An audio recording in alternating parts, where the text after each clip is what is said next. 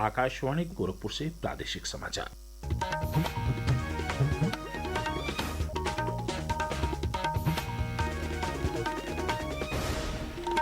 नमस्कार, समाचार बुलेटिन के साथ मैं वेद प्रकाश पाठक।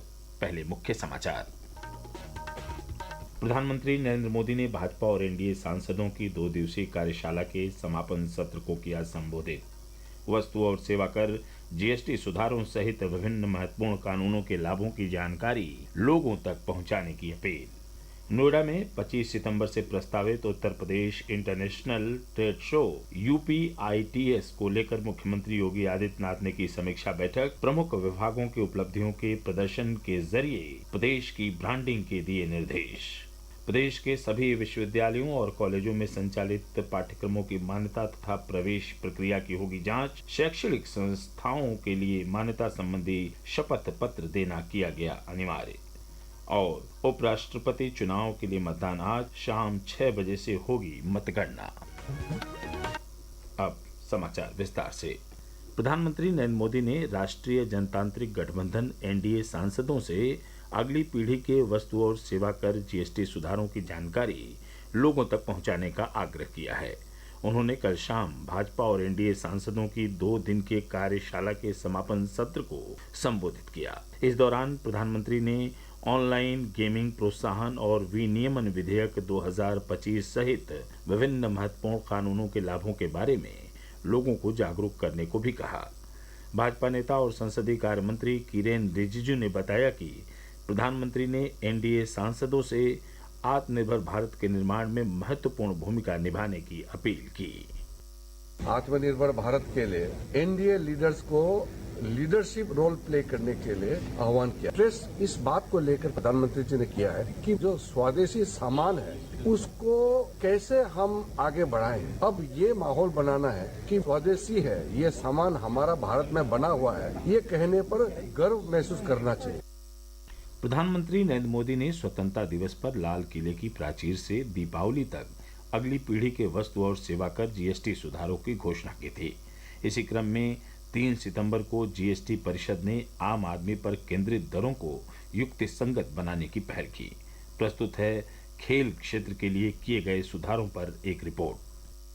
खेल के सामानों पर जीएसटी दर 12% से कम होकर 5% हो गई है। दस्ताने, स्पोर्ट्स किट, सामान्य शारीरिक व्यायाम के उपकरण और मछली पकड़ने के गियर जैसे सभी वस्तु अब सस्ते दामों में मिलेंगे। जीएसटी परिषद ने बच्चों के खिलौने जैसे ट्राईसाइकिल, स्कूटर, पैडल कार के साथ साथ बोर्ड गेम जैसे शतरंज, कैरम, लूडो आदि खेल वस्तुओं पर भी जीएसटी 12% से घटाकर 5% करने की घोषणा की है। केंद्रीय खेल मंत्री मनसुख मंडाविया ने कहा कि नए जीएसटी सुधारों से खेल वस्तुएं नागरिकों के लिए सस्ती हो जाएंगी और इससे उन्हें खेल तथा फिटनेस गतिविधियों में सक्रिय रूप से भाग लेने के लिए भी प्रेरणा मिलेगी। रोहन के साथ आकाशवाणी समाचार, दिल्ली के लिए दिलनशी आरजू।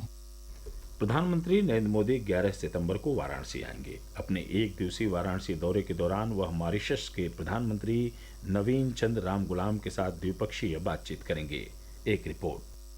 प्रधानमंत्री वाराणसी के लाल बहादुर शास्त्री हवाई अड्डे से हेलीकॉप्टर के माध्यम से पुलिस लाइन पहुंचेंगे। पुलिस लाइन से होटल तक भारतीय जनता पार्टी के हजारों कार्यकर्ता उनकी आगवानी पुष्प वर्षा करके करेंगे तो वह होटल ताज में मॉरिशस के प्रधानमंत्री नवीन चंद्र रामगुलाम के साथ द्विपक्षीय बातचीत करेंगे। मनीष सिंह, आकाशवाणी समाचार, वाराणसी।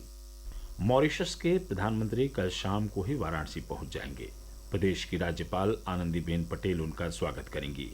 वाराणसी में प्रस्तावित कार्यक्रम को देखते हुए प्रदेश के मुख्य सचिव और पुलिस महानिदेशक ने कल वर्चुअल माध्यम से तैयारियों की समीक्षा की।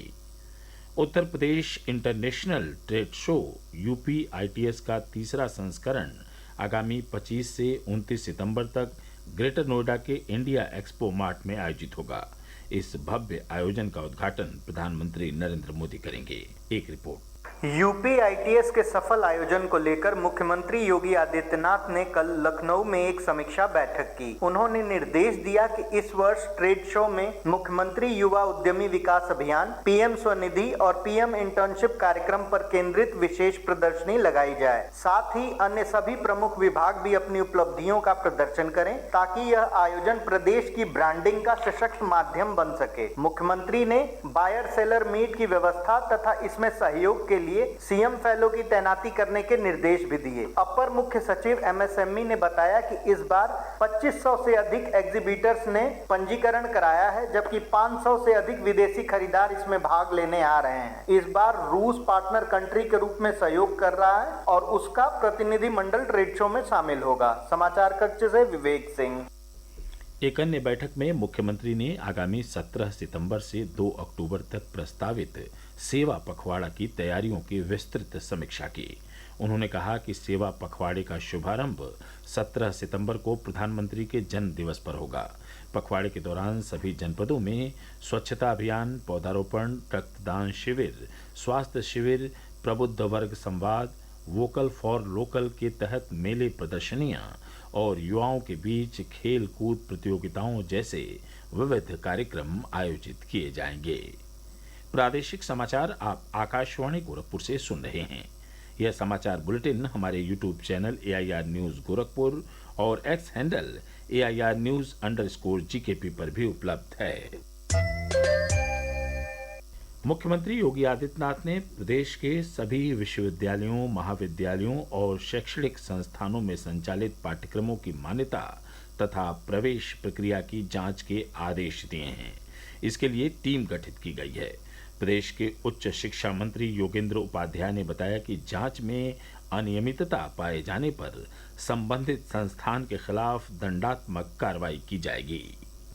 अभी योगी जी की एक जो घोषणा हुई है, जिसमें उन्होंने एक कमेटी गठित की है जो शपथ पत्र लेगी प्रत्येक निजी विश्वविद्यालय से और महाविद्यालयों से कि वो कितने कोर्स चला रहे हैं, सब कोर्स मान्यता प्राप्त है कि नहीं है, कितने छात्रों ने उसमें एडमिशन लिया है, क्या स्थिति है पूरी एजुकेशनल, वो उस स्थिति का उनको शपथ पत्र देना पड़ेगा। और एक स्थानीय स्तर पर वरिष्ठ पुलिस अधिकारी, वरिष्ठ प्रशासनिक अधिकारी और वरिष्ठ शिक्षा क्षेत्र का अधिकारी उस कमेटी में होगा जो जांच करेगा। अगर जो गलत पाया जाएगा तो दंडात्मक कार्रवाई होगी। उपराष्ट्रपति चुनाव के लिए आज मतदान होगा। इस चुनाव में एनडीए उम्मीदवार और महाराष्ट्र के राज्यपाल CP राधाकृष्णन का मुकाबला इंडिया गठबंधन के उम्मीदवार और सर्वोच्च न्यायालय के पूर्व न्यायाधीश B सुदर्शन रेड्डी से होगा। मतगणना भी आज ही होगी। इसी वर्ष जुलाई माह में स्वास्थ्य कारणों से जगदीप धनखड़ ने इस्तीफा दे दिया था, जिसकी वजह से यह चुनाव कराया जा रहा है। एक रिपोर्ट।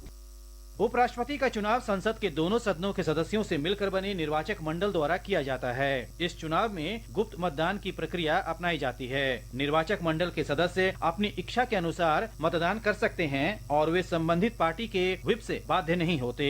इस बार उपराष्ट्रपति चुनाव के लिए निर्वाचक मंडल की कुल संख्या 781 है और जीत के लिए बहुमत का आंकड़ा 391 है। मतदान सुबह 10 बजे शुरू होगा और शाम 5 बजे तक चलेगा। मतगणना शाम 6 बजे के बाद की जाएगी। दीपेंद्र कुमार, आकाशवाणी समाचार, दिल्ली।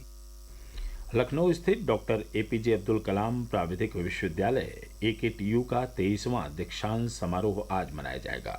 विश्वविद्यालय के कुलपति प्रोफेसर JP पांडे ने बताया कि समारोह में भारतीय अंतरिक्ष यात्री शुभांशु शुक्ला को D.Litt की मानद उपाधि दी जाएगी। पहाड़ी इलाकों में हो रही बारिश और बैराजों से पानी छोड़े जाने की वजह से प्रदेश के 48 जिले बाढ़ से प्रभावित हैं।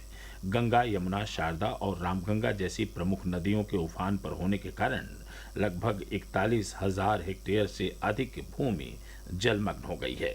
प्रदेश सरकार के निर्देश पर बाढ़ प्रभावित क्षेत्रों में राहत व बचाव कार्य जारी है। आगरा में यमुना नदी का जलस्तर खतरे के निशान से 5 फीट ऊपर पहुंच गया है। इसकी वजह से यमुना के किनारे बसे गांवों में पानी घुस गया है और खेत जलमग्न हो गए हैं। प्रभावित परिवारों को सुरक्षित स्थानों पर भेजा जा रहा है। और अंत में इस बुलेटिन के मुख्य समाचार एक बार फिर। प्रधानमंत्री नरेंद्र मोदी ने भाजपा और एनडीए सांसदों की 2 दिवसीय कार्यशाला के समापन सत्र को किया संबोधित। वस्तु और सेवा कर, GST सुधारों सहित विभिन्न महत्वपूर्ण कानूनों के लाभों की जानकारी लोगों तक पहुंचाने की अपील। नोएडा में 25 सितंबर से प्रस्तावित Uttar Pradesh international trade show UPITS को लेकर मुख्यमंत्री योगी आदित्यनाथ ने की समीक्षा बैठक। प्रमुख विभागों की उपलब्धियों के प्रदर्शन के जरिए प्रदेश की ब्रांडिंग के दिए निर्देश। प्रदेश के सभी विश्वविद्यालयों और कॉलेजों में संचालित पाठ्यक्रमों की मान्यता तथा प्रवेश प्रक्रिया की होगी जांच। शैक्षणिक संस्थाओं के लिए मान्यता संबंधी शपथ पत्र देना किया गया अनिवार्य। और उपराष्ट्रपति चुनाव के लिए मतदान आज शाम 6 बजे से होगी मतगणना। समाचार समाप्त हुए। नमस्कार।